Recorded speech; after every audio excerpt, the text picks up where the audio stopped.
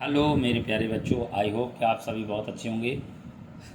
आपकी स्टडी भी बहुत अच्छी चल रही होगी। मैं रामरूप सर सफलता कोचिंग क्लास लार से आपके लिए 9th 10th 11th 12th का हिंदी व्याकरण लेकर आया हूँ, जिसमें आपका लेक्चर 9 हो गया। लेक्चर 10 में छायावाद की एक विशेषता रह गई थी। नवीन प्रतीकों एवं उपमानों का प्रयोग छायावाद में किया जाता है। छायावाद की कवि एवं रचना रह गए थे जयशंकर प्रसाद, सूर्यकांत त्रिपाठी निराला, सुनंदन पंत और महादेवी वर्मा। जयशंकर प्रसाद कामायनी, आंसू लहर झरना, अनामिका गीत का और परिमलप्रा, वीणा वल्लभ गुंजन युगवाणी और यामा नीरजा रश्मि और दीपशिखा, ये महादेवी वर्मा के थे। अगला क्वेश्चन है प्रगतिवाद। इस कविता में प्रगतिवाद काल्पनिक चित्रण की अपेक्षा दलित किसानों और मजदूरों की समस्याओं का अंकन हुआ है। इस समय के कवियों ने अनुभव किया है कि जीवन के वास्तविक रूपों को उजागर करके ही समाज का कल्याण होगा। अतः उन्होंने अन्याय, अत्याचार, निर्धनता, शोषण, निराशा आदि का यथार्थ चित्रण किया है। प्रयोगवादी युग का समय सन 1936 से 1943 तक माना गया है।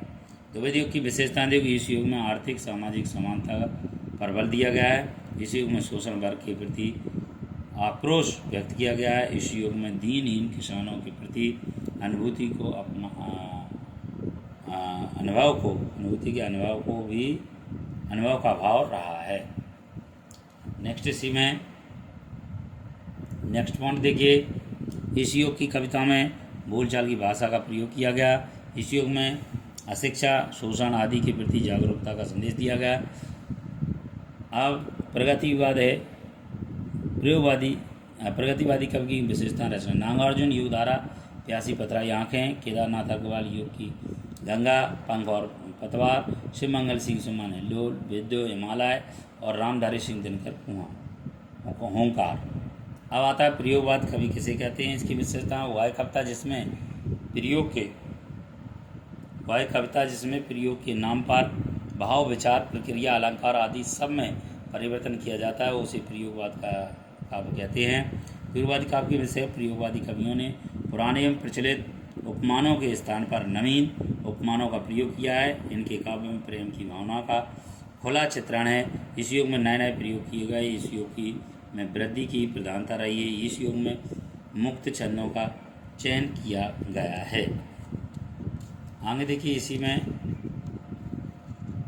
नेक्स्ट देखिए आप।